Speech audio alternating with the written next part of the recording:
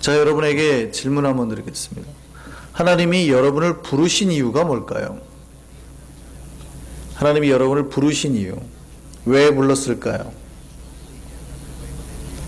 예, 이 땅에 수많은 사람들이 있는데 왜 저와 여러분을 불렀을까요? 뭐 하려고? 예, 뭐 하려고요? 네. 하나님이 저와 여러분을 부르신 이유가 사실은 많아요. 여러 개가 있어요. 구원받게 하려고, 그죠? 여러분을 구원하게 하려고. 그 다음에 또 여러분을 천국 가게 하려고. 그래서 교회 학교에서 가장 많이 하는 게, 맨날 하는 게 뭐죠? 구원받은 사람, 뭐 천국 갈 사람, 손 들어보세요, 뭐 이런 거 하잖아요. 그런데 그 구원받은 사람, 천국 갈 사람, 손 들어보세요, 이거를 초등학교 때 교회 학교에서만 하는 게 아니고 언제까지 하냐면, 예, 집사가 되고 권사가 돼서도 여전히 똑같이 구원받은 사람, 천국 갈 사람, 이거 하고 있다고요. 직분이라는 게는 일을 하기 위한 건데, 그러니까 집사 직분이 되고 일을 하라고 받은 순간에도 여전히 그들이 내면이 여전히 내가 구원을 받았는지 안 받았는지, 아니면 내가 천국 갈 수 있는지 없는지, 뭐 이런 것 때문에 고민하는 사람이 많아요. 이건 언제 떼셔야 돼요? 네, 초등학교 때, 신앙의 초등학교 때 떼셔야 돼요. 하나님이 나를 뭐 구원해 줄까 말까, 천국 갈까, 이거 가지고 고민하시면 안 돼요. 더 이상 고민하면 안 돼요. 그냥 믿는 거예요. 여러분이 그 흔들릴 필요가 없어요. 때로는 내가 잘못하면은 나는 구원 못 받을 것 같은 사람처럼 느껴질 때가 있어요. 그건 내 생각이고, 하나님이 구원하겠다고 작정하신 사람을 하나님이 구원하시는 거기 때문에 여러분이 그거에 대해서 흔들릴 필요 없어요. 그것 때문에 힘들어하면 안 된다고요. 이제 나를 생각할 때가 아닙니다. 신앙에서는 반드시 단계가 있는데 체질이 변하고 좀 성장하고 자라나려고 하잖아요. 그러면 항상 방향성이 이타적이 됩니다. 예전에 초기 신앙일 때는 자기로 봐요. 그러니까 기도 제목도 맨날 내 기도밖에 없어요. 하나님 뭐 이거 저거 우리 딸 뭐 이거밖에 안 해요. 다른 사람이 생각이 안 나요. 신앙의 초기 때는. 근데 신앙이 깊어지죠. 하나님 나를 부르신 것들이 깨달아지게 되면 여기에서 이제 우리의 눈이 바깥을 향하게 되는 겁니다. 다른 사람을 향하게 됩니다. 항상. 하나님 나를 부르신 이유를 내 안에서 찾는 게 아니라 저 사람에게서 찾게 되는 거죠. 그래서 우리가 기독교인이 가장 중요하게 생각해야 되는 두 단어가 있는데 또 가장 헷갈리는 두 단어기도 합니다. 이것도 한번 질문을 드려보죠. 자, 소명과 사명의 차이가 뭐예요? 소명은요, 한자 말이 좀 달라요. 이 명자가 목숨 명자입니다. 그러니까 내 목숨을 불렀다는 거예요. 내가 이 목숨으로, 누군가가 내 목숨을 담보로 나를 부르신 거예요. 내 목숨을 건져내시고 나를 부르는 거예요. 그러니까 내 목숨이 더 이상 내 것이 아닌 다른 누군가의 것이라는 거에 대한 확실함. 내 목숨을 담보 맞춰서 나를 가져가신 분이 있다라는 거에 대한 확실함이 소명이에요. 그러니까 내가 부름받았다는 거죠. 더 이상 이제 내 목숨이 내 게 아니라는 걸 깨닫는 그 순간이 온다는 거예요. 여러분에게 소명이 있냐 이거예요. 그래서 교회에서 물어볼 때 여러분 하나님 앞에 소명 받았습니까? 여러분 목숨이 여러분 것이 아니고 하나님 것임을 압니까? 그걸 물어보는 거예요. 두 번째 사명은 뭐냐면 미션이에요. 일을 하라고 불렀다. 도대체 하나님은 나를 무슨 일을 하려고 부르셨는가? 이거에 대한 확실한 깨달음이 있는지 물어보는 거예요. 그러니까 내 목숨이 내 게 아니라는 깨달음과 함께 드디어 하나님이 그럼 나를 통해서 무슨 일을 하려고 하는가? 라는 거에 대한 이 두 가지 인식이 있을 때 크리스찬의 그 방향의 전환이 온다라는 것이죠. 그 전까지 이 소명과 사명의 깨달음이 있기 전까지는 항상 뭐 해요? 맨날 하나님 복 좀 더 주시고, 하나님 건강 좀 더 주시고, 하나님 우리 아이들 좀 다르게 해주시고, 항상 그 기도만 해요. 맨날 그 기도만 해요. 이 소명과 사명이 깨닫기 전까지는 맨날 하는 게 복 좀 주시고 건강 주시고, 내가 예수 믿는 이유가 뭐겠어요? 맨날 그것만 기도하는 거예요. 왜냐하면 소명과 사명이 없기 때문에 그래요. 이 목숨이 이제 내 게 아니고 주님 거라는 깨달음, 구원에 대한 명백한 깨달음이 다가오는 순간 어떻게 돼요? 이제 내가 하나님 앞에서 어떤 인생을 살아야 될까 사명으로 방향을 나아가게 되어 있어요. 하나님이 저와 여러분을 부르신 이유는 여러분 혼자, 나 혼자 잘 먹고 잘 살라고 부르신 게 아니에요. 하나님이 교회를 부르신 이유는 이 교회 혼자 배부르고 잘 먹으라고 교회를 부르신 게 아니라고요. 나를 통해서 다른 이가 복되게 하는 겁니다. 하나님이 아브라함을 부르신 이유는 아브라함 혼자 잘 먹고 잘 살려고 한 게 아니에요. 하나님이 아브라함에게 그렇게 말하잖아요. 네가 복덩어리가 될 것이다. 개혁성경에는 네가 복의 근원이 될 것이다 이렇게 되어 있잖아요. 개혁개정에는 네가 복덩어리가 될 것이다 이렇게 원문대로 해석을 해놨단 말이에요. 그러니까 네가 아예 복 그 자체가 될 것이다 그 말이에요. 하나님이 아브라함 불러서 그렇게 복을 주시려 한 이유가 뭐예요?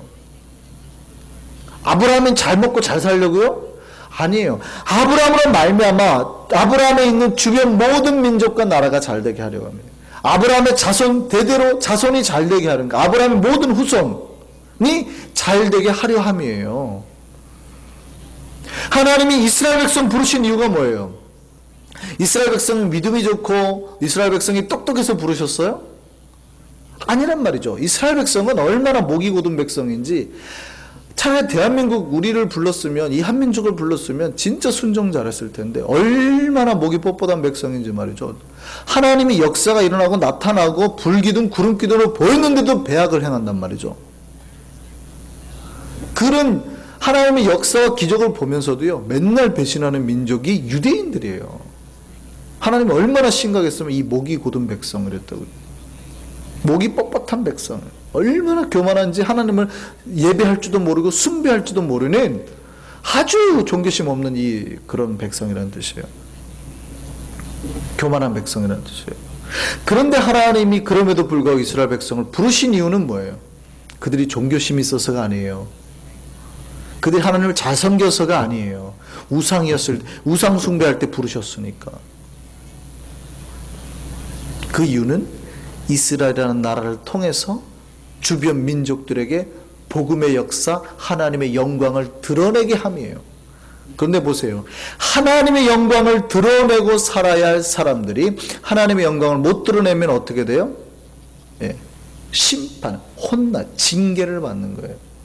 아브라함이 하나님 앞에 은혜를 받았던 것은 그 영광과 은혜대로 살았기 때문에 주변 사람의 복의 영향력을 미쳤기 때문에 아브라함은 대대로 복을 받죠. 그런데 이스라엘 민족은요. 하나님의 영광과 은혜와 거룩을 드러내서 나뿐만 아니라 주변 모든 나라를 복음으로 점령하고 그들을 하나님의 역사로 돌아오게 만들어야 되는데 거꾸로예요. 미디안족 속에 우상을 가져왔고 자네들이 썼고 다른 또 모압족 속에 우상을 들어왔고 자네들이 또 부패하고 자기들이 그거를 못 견뎌내는 거예요. 소명의식이 없어요. 그리고 사명을 못 이뤄냈다고요. 그러니까 어떻게 돼요? 하나님 맨날 치시는 거죠. 정신 못 차리네 이놈들.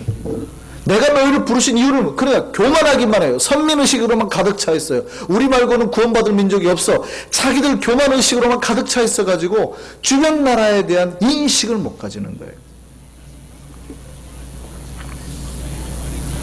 하나님이 오늘날에 이 성도들을 우리를 부른 이유도 마찬가지입니다. 여러분 혼자 잘 먹고 잘 살라고 부른 게 아니에요. 물론 예수를 믿고 하나님 믿으면 잘 먹고 잘 살아요. 그거는 대부분의 통계가 그래요. 그러나 그것만을 위해서 여러분을 불렀다고 생각하면 큰 착각입니다. 하나님이 우리를 부르신 이유는 나로 말미암아서 내 주변 사람들, 내 이웃들, 나를 만나는 모든 이들이 복받게 하려 함이에요. 그들이 예수를 몰라요? 예수를 알게 하려 함이에요. 하나님의 영광을 본 적이 없어요? 주의 영광을 보게 하려 함이라고요. 근데 성도들이 신앙생활하면 많은 분들이 자기의 인생 때문에 아직도 허덕여요. 어떻게 살아야 되고 내가 어떻게 복받아야 할지.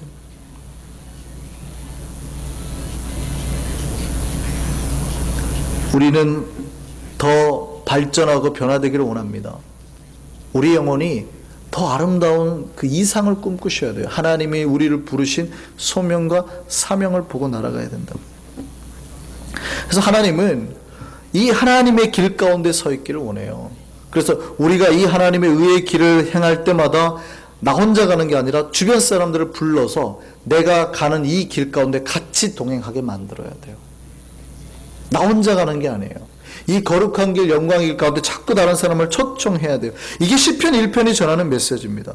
어떤 사람이 복이 있다고요? 예, 여호와의 길에 서 있는 자는 복이 있어요. 그런데요, 악인의 길에 서 있는 자는 망한다. 이게 시편 1편이 가르치는 겁니다. 저는 여러분이 하나님의 의의 길, 하나님의 영광된 복된 일 가운데 다른 이들을 초청해서 여러분이 가는 그 의의 길에 함께 갈 수 있는 저와 여러분 되기를 바랍니다. 다니엘서 12장 3절 볼까요? 이렇게 되어 있어요. 같이 읽겠습니다. 시작. 지혜 있는 자는 궁창의 빛과 같이 빛날 것이요 많은 사람을 옳은대로 돌아오게 한 자는 별과 같이 영원토록 빛나리라. 이것이 우리를 부르신 하나님 목적이요, 우리로 말미암아서 나뿐만 아니라 다른 모든 사람이 옳은 길을 찾도록, 의의 길을 찾도록 하게 만드는 것. 그러면 그렇게 그들을 초청해서 생명의 길을, 옳은 길로 인도한 자는 어떻게 해요? 하늘의 별처럼 빛나게 하겠다는 거예요.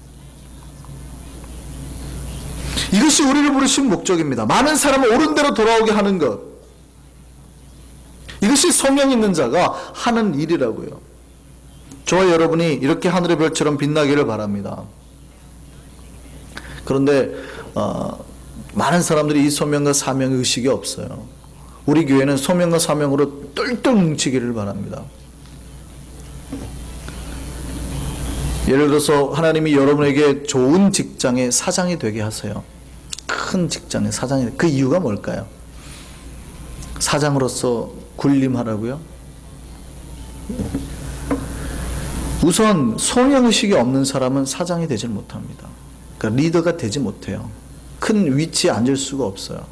그런데 된 사람은 반드시 하나님이 내가 왜 나를 거기 앉히셨는지 깨달아야 된다고요. 그렇지 않으면 조만간에 내려오게 되어 있습니다. 왕도 마찬가지입니다. 로마서에 보면 권위에 복종하라고 그랬잖아요. 그 권위에 복종하라는 이유가 있어요. 그 왕을 통해서 하나님은 놀라운 일을 이뤄내시거든요. 근데 왕이 부정부패를 행해도 우리가 복종해야 돼요? 그건 아니거든요. 왕의 권위를 주신 분은 다 하나님의 이유와 목적이 있는 거예요. 근데 그 이유와 목적에 그대로 준행하지 아니하는 왕들은요, 다 쳐내게 되어 있습니다. 그들을 통해서 하나님은 좋은 영향력을 미치기를 원하시는 거거든요. 북왕국 이스라엘에 아합 왕이라고 있습니다. 아합 왕 잘 아시죠? 아합 왕이 왜 유명해요? 누구랑 싸웠죠? 대결을 벌였는데 선지자 엘리야하고 대결을 벌였죠. 어디서요? 갈멜산에서. 그래서 이 아합이 그 바알 선지자, 아세라 선지자 850명과 850대 1로 싸우잖아요. 그래서 승리를 거둡니다. 기도를 하자. 그래서 이 제단을 쌓고 이 불로서 응답하는 신이 참 신이다 기도했어요. 하루 종일 바알과 아세라가 난리를 쳐도 응답이 안 왔죠. 근데 엘리야가 나가서 기도하는 그 순간 어떻게 해요? 하늘에서 불이 내려와서 제단을 갖다가 불로서 다 태웠단 말이죠. 그러니까 역사하셨단 말이죠. 근데 그 뒤에 어떻게 했냐면 이 아합 왕의 와이프가 있어요. 이 와이프가 아주 유명한 여자죠. 누굽니까? 혹시 아세요? 아합 왕의 와이프? 이세벨입니다. 이세벨. 이 이세벨 여자가 엘리야를 죽이겠다고 그랬어요. 그러니까 엘리야가 무서워서 도망을 갑니다. 나중에 결국 북왕국 아합 왕, 그 다음에 이세벨이 죽습니다. 그 대가 끝나요. 이 대가 그 아들 대가 끝나는데, 이 북왕국 아합 왕과 이세벨이 망한 이유가 뭘까요? 그들이 죽게 된 이유가 뭘까요? 감히 선지자 엘리야에게 대항했기 때문일까요? 하나님이 왕으로서 세운 본래의 목적, 다른 이에게 좋은 영향력을 미치며 그들을 옳은 길로 인도해야 되는 그 사명을 망각했기 때문이에요. 왕이면은 권력이 얼마나 많을까요? 굉장히 잘 나갈 때입니다. 이 오므리 왕조예요. 오므리 왕조는 북왕국 이스라엘에서 아주 부강했던 때를 누렸던 왕조예요. 그러니까 오므리 왕조의 그 대를 이은 제일 잘 나간 왕이 아합 왕이에요. 아합 왕 때 아주 부흥했어요. 나라가 부강해졌다고요. 그럼 좋은 영향력을 미치기 위해서 하나님이 왕으로 세운 거거든요. 그러니까 돈도 많은 그 사람이, 수도가 이제 북왕국은 사마리아가 수도인데요. 사마리아 근처에 나봇이라는 사람이 살았습니다. 좋은 포도원을 가지고 있었어요. 아합 왕이 그걸 보더니 탐이 난 거예요. 그리고 사람을 보내서 이제 협상을 맺습니다. 이 포도원밭을 나에게 팔아라. 내가 가지고 싶다. 그때 나봇이라는 사람이 이거는 우리 조상 때부터 내려온 땅입니다. 팔 수가 없습니다. 그런데 아합 왕이 너무 가지고 싶었어요. 너무 가지고 싶어가지고 끙끙 앓는 거예요. 밥도 못 먹고 왕이 돼서. 그러니까 그 안에 이세벨이 어떻게 한 줄 아세요? 왕이시여. 참 왕은 어떻게 그런 것 때문에 고민하고 걱정하십니까? 왕이 못 누릴 땅이 어디 있고 이 이스라엘 땅에 왕이 못 가질 땅이 어디 있단 말입니까? 걱정하지 마세요. 그러더니 사람들을 다 모아놓고 어느 날 나봇이라는 사람을 부릅니다. 그리고 이스라엘에는 반드시 증인이 2명이 있어야 법적으로 통과가 돼요. 1명 가지고는 안 돼요. 깡패들을 동원해서 2명을 동원합니다. 거짓 증인을 세워요. 그리고 뭐라 그러냐면 이 나봇이 하나님을 저주했다, 왕을 저주했다. 2명의 거짓 증인을 세웁니다. 그리고 그 자리에서 돌로 쳐서 죽여요. 그리고 그 포도원 땅을 뺐습니다. 자 보세요. 이 아합 왕과 이세벨이 자기를 왕에 세운 하나님의 뜻을 제대로 알았어요, 몰랐어요? 아합 왕에게는 선지자가 있었을까요, 없었을까요? 네, 선지자가 있었습니다. 하나님의 선지자들이 있었어요. 아합 왕이 우상 숭배만 하고 그런 게 아니라 하나님의 선지자들이 있었어요. 엘리야가 활동했던 시대거든요. 나중에 뒤에 보면 알아요. 그런데 그들의 말을 들었어요? 하나님의 명령의 그 사명을 깨달았어요? 아니요. 욕심을 챙기고 그 다른 이들을 돌보는 게 아니라 오히려 죽였다고요. 이걸 하나님이 어떻게 해요? 아주 못마땅하게 여기셨어요. 이걸 죄악 중에 죄악으로 보고. 그러니까 소명자가 자기의 소명을 깨닫지 못하고 자기의 욕망을 챙기는 순간 하나님은 이걸 아주 싫어한다고요. 하나님이 그들을 왕으로 세운 이유는 그들로 말미암아 모든 이들이 바른 길로 가기 위해서, 옳은 길로 가기 하기 위함이었는데 그 권력으로 뭐 해요? 자기의 욕심을 챙겼어요. 다른 이의 생명을 빼앗고 소유를 빼앗고 하나님이 심판을 명하셨습니다. 열왕기상 21장 17절에서 한번 볼까요? 19절까지 시작. 너는 일어나 내려가서 사마리아에 있는 이스라엘의 아합 왕을 만나라. 그가 나봇의 포도원을 차지하려 그리로 내려갔나니 너는 그에게 말하여 이르기를 여호와의 말씀이 내가 죽이고 또 빼앗았느냐고 하셨다 하고 또 그에게 이르기를 여호와의 말씀이 개들이 나봇의 피를 핥은 곳에서 개들이 내 피 곧 내 몸의 피도 핥으리라 하였다 하라. 그가 나봇의 피를 흘리고 뺏은 그 자리에 너도 죽게 될 것이다. 그 말이에요. 아합 왕에게, 엘리야에게. 하나님이 이걸 아주 싫어하신다고요. 때로는 사람이 무지해가지고 하나님의 뜻을 못 찾을 수 있어요. 그래서 대결할 수도 있다고요. 하나님의 선지자하고. 하나님이 그걸로 그들을 멸망시킨 게 아니에요. 하나님이 세워놨더니 하나님의 소명을 깨닫지 못하고 하나님 일을 깨닫지 못하고 자기 욕망을 챙기고 다른 이의 피를 흘리게 한 그 죄. 하나님 이거 싫어한다고. 하나님 드디어 이 아합을 죽일 작전을 깹니다. 북쪽에 아람이라는 나라가 전쟁을 하게 만들어요. 근데 아합 왕이 나갈 때 남유다의 왕이 누구였냐면 여호사밧이었어요. 여호사밧에 대해서는 다음에 제가 설교할 기회가 있을 겁니다. 여호사밧은 신실한 왕이거든요. 근데 북왕국 이스라엘과 남유다는 원래 같은 나라니까 이게 동맹을 맺습니다. 동맹을 맺어서 아람을 치러 나가는 거예요. 치러 나가는데 그냥 나가지 않고 선지자들을 불러요. 선지자가 몇 명이나 되냐면 400명이나 돼요. 그러니까 하나님의 선지자들이 있었다는 얘기예요. 그 왕을 보조할 선지자들이 400명이나 돼요. 하나님의 뜻을 묻자. 이 전쟁에 나가야 될까 말아야 될까? 400명이 뭐라고 대답했을까요? 나가십시오. 승리를 거두게 하실 겁니다. 근데 여호사밧이 뭔가 미심쩍어요. 이 400명의 선지자가 똑같이 하는 말이 뭔가 미심쩍어요. 그러니까 아합 왕이 묻죠. 여기 나라에는 여기 선지자밖에 없습니까? 얘네 말고 혹시 다른 선지자는 없어요? 그랬더니 아합 왕이 그렇죠.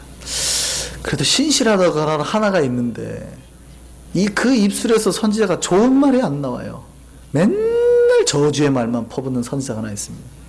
신실한 줄 알아요. 걔를 데려옵시다. 그 사람을 데려옵시다. 가지고 미가야라는 선지자를 딱 데려옵니다.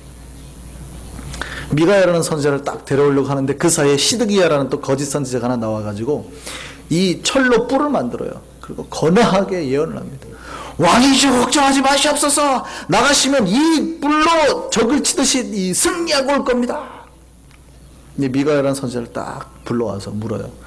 어떻게 나가야 될까요? 말아야 될까요? 하나님 뜻이 뭡니까? 물어요. 근데 미가야 선지자 오는 길에 신하가 옆에서 그래요. 미가야 선지자요. 다른 선지자들이 다 좋게 예언했거든요. 좋게 해주세요. 좋게. 근데 미가야 선지자가 딱 와가지고 짝다리 짚고 그러죠. 나가십시오. 나가시면 분명히 승리하실 겁니다. 그리고 적들을 왕의 손에 맡기실 겁니다. 아합 왕이 눈치는 빨라요. 미가야야, 내가 몇 번이나 너에게 말하더니 그냥 진실을 말해. 진실을. 그러니까 미가야가 뭐라고 그래요? 이번 전쟁에 나가면 하나님이 나갔던 백성들을 다 흩으실 것이고 왕을 쳐서 죽일 겁니다. 마치 사탄이 꿰어서 왕을 꿰어서 죽이려고 이리 와라 이리 와라 하는 그 전쟁입니다 라고 말을 해요. 그랬더니 옆에 있던 시드기야가, 그 거짓 선지자 시드기야가 미가야의 뺨을 팍 칩니다. 그리고 뭐라고 그러냐면, 여호와의 영이 나를 떠나 어디로 가더냐? 네게 말씀하시더냐? 이래요. 자기 안에 하나님이 말씀하셨던 거 거짓말로 말한다 그러죠. 누가 거짓말이에요? 이 시드기야가 거짓말이에요. 그러니까 미가야가 뭐라 그래요? 두고 보아라. 그리고 전쟁이 시작됐습니다. 아합 왕이 불안한 거예요. 아합 왕이 그 얘기를 들으니까 불안한 거예요. 그래서 어떻게 해요? 자기가 왕의 복장을 벗고 병사의 복장으로 위장을 합니다. 그러니까 왕이 이미 전쟁 시작 전부터 사기가 꺾였으니 이겨요, 져요? 져요. 그리고 나갔어요. 전쟁에 이미 밀리기 시작합니다. 수많은 병사들이 밀려요. 그러니까 어떻게 해요? 막 도망을 가는 거죠. 도망치는데 갑자기 어디서 우연히 쏜 화살 하나가 바로 아합 왕이 그 병사로 복장했던 그 갑옷 사이를 뚫고 박힙니다. 그리고 병거에서 그렇게 죽어가요. 아합 왕이 그렇게 죽었어요. 놀라운 건 아합 왕의 시체를 가져가 그 시체를 묻었는데, 사마리아 성에 묻었는데 그 병거를 어디서 씻어요? 바로 그 우물가에서 씻었는데 개들이 와서 그 피를 핥게 되는 거예요. 하나님이 엘리야와 미가의 예언대로 어떻게 해요? 아합 왕을 죽게 하셨어요. 하나님이 철저하게 자기가 예언했던 대로 아합과 이세벨을 진멸하셨다고요. 그 이유가 뭐예요? 하나님의 그 권력, 하나님의 종으로 소명이 있고 사명이 있어야 될 자들이 그 소명과 사명을 잃어버린 거예요. 그리고 누구의 욕심을 챙겨요? 자기의 욕심을 챙기는 거예요. 하나님 이거 너무 싫어한다고요. 하나님은요, 하나님 앞에 부름받은 사람들로 말미암아서 소명과 사명을 가지고 하여서 그들로 수많은 영혼이 옳은 대로 돌아오고 생명일로 돌아오고 복된 역사가 일어나는 걸 꿈꾸시는 겁니다. 여러분이 다 목사와 선교사가 될 필요는 없습니다. 여러분이 음악가가 돼요. 근데 음악가인 여러분을 통해서 하나님이 수많은 좋은 음악을 듣고 다른 영혼을 위로하기를 원하신다고요.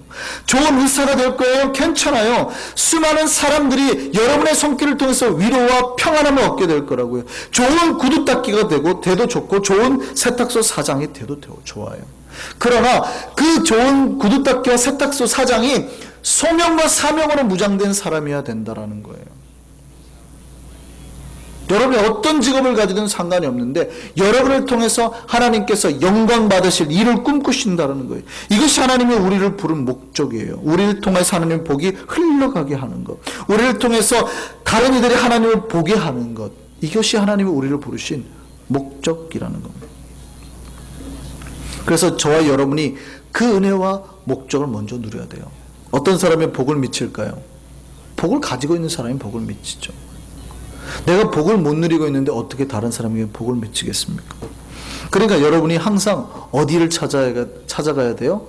복이 있는 장소를 찾아가야 돼요. 여러분이 먼저 복을 누리셔야 된다고요. 오늘 본문 볼까요? 어떤 사람이 복이 있다고 그러나요? 시편 65편 다 봅시다. 우리 4절 보겠습니다. 4절 같이 읽겠습니다. 시작. 주께서 택하시고 가까이 오게 하사 주의 뜰에 살게 하신 사람은 복이 있는. 어떤 사람이 복이 있냐면 여러분 안에 복이 풍성하게 넘치는 사람이 복을 줍니다. 쌀떡에서 인신난다는 말이 있어요. 무슨 얘기입니까? 내 쌀떡이 풍성하게 넘칠 때 다른 이에게 줄 수 있다고요. 내가 곤고하고 내가 힘든데 다른 사람에게 줄 수 없어요. 내가 복이 풍성하게 넘치고 내가 내 안에서 그런 역사들이 흘러날 때 다른 이에게 복을 베풀 수 있다는 얘기입니다. 제가 언젠가 그런 얘기했죠. 금가루가 있는 데에서 굴러야 된다고요. 금가루 있는 데서 굴르면 금이 달라붙는 거예요. 근데 똥덩어리에서 굴르면요, 똥이 달라붙는 거예요. 그러니까 여러분이 굴러야 될 장소가 굉장히 중요하다는 얘기예요.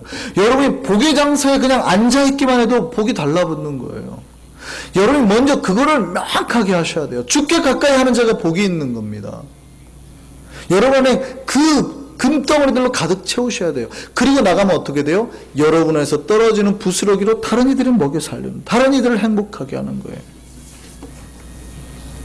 그래서 오늘 본문 다시 한번 볼까요? 하나님께서 우리에게 어떻게 하신다고요? 10절 같이 읽겠습니다. 10절 시작. 주께서 밭고랑에 물을 넉넉히 대사 그 이랑을 평평하게 하시며 또 담비로 부드럽게 하시고 그 싹에 복을 주시나이다. 하나님이 우리 밭고랑에 물을 넉넉히 되게 하실 거라고요. 하나님 가까이 하는 자에게는 하나님이 이렇게 복을 주실 것이라고요. 이 복을 먼저 여러분이 누리고 사시기를 바랍니다. 그런데 기억하셔야 될 건 여기에서 끝내지 마시라고요. 하나님 가까이 하면 하나님 여러분을 높이 세우실 것이고 여러분에게 복으로 갚아주실 거라고요. 근데 거기에서 멈추시면 안 돼요. 내가 왕이 된 걸로 권력을 누리고 내 밭고랑이 풍성하니 내가 더 누리리라 이러면 안 된다고요. 하나님 나를 세우셨으니 이 세운 것들로만 내가 만족하고 사는 게 아니라 그 다음을 생각하셔야 돼요. 반드시 여러분의 넘쳐나는 풍성한 은혜와 역사들로 뭘 해야 돼요? 다른 일을 행복하게 해야 되는 거예요. 내 밭에 물이 풍성하게 고여서 여기에서 멈추게 하면 안 되고 내 밭고랑을 열어서 다른 이의 밭으로 물이 흘러가게 하셔야 된다고요. 그래서 내 안에서 흘러넘친 복이 다른 이에게 가서 다른 이의 밭도 풍성하게 적시도록 해야 된다고요. 이것이 먼저 은혜와 복을 부음받은 자가 해야 될 일이에요. 다른 이의 밭을 풍성하게 적시지 않으면 어떻게 돼요? 언젠가 심판의 칼날이 올 수도 있다고요. 이 여러분의 밭이 썩어요. 너무나 많은 물로 인해서 썩고 냄새나고 열매를 맺지 못하게 되는 거예요. 오늘 12절 말씀 볼까요? 오늘 본문 12절 어떻게 되나요? 하나님의 그 은혜와 복이 어디에도 떨어져요? 들의 초장에도 떨어지고 또 어디에도 떨어져요? 작은 산들에도 떨어지니 초장은 양떼로 옷 입고 골짜기는 곡식으로 덮이고 거기에 있는 모든 사람들이 어떻게 해요? 즐거워하고 노래하고. 다 보세요. 하나님은 우리 밭에 밭고랑에 물을 넉넉히 되게 하기 위해서 하늘문을 열고 복을 주시니 누구 때문에요? 나 때문에. 내 밭이 있는 나 때문에 어디도 주변에 초장들이 풍성해지고 주변에 골짜기들이 살만해지고 주변에 있는 모든 산들이 복을 얻게 되는 거예요. 이 역사가 일어나기를 바랍니다. 여러분이 하나님의 소명자 사명자가 되어서 하나님의 일을 하려고 하면 하나님이 누구에게 복을 주세요? 여러분에게 복을 주세요.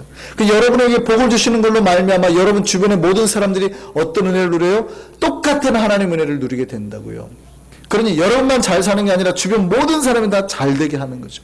소명받은 자 한 명 때문에 주변 모든 사람의 복된 역사가 일어나게 된다라는 겁니다. 이 은혜가 저와 여러분에게 있기를 바랍니다. 하나님은 여러분만 잘 먹고 잘 살게 하는 게 아니에요. 여러분을 말미암아 주변 모두가 잘 먹고 잘 살게 만드시는 거예요. 그 은혜가 저와 여러분에게 있기를 원합니다. 언제나 우리 체질이 바뀌기를 원합니다. 하나님께서 우리를 부르신 목적을 깨닫기를 원합니다. 그래서 나만 아니라 주변 모두를 잘 살게 만드는 영원히 교회가 되기를 바랍니다. 먼저 하나님께서 우리에게 복을 부어주실 줄 믿습니다. 기도하겠습니다.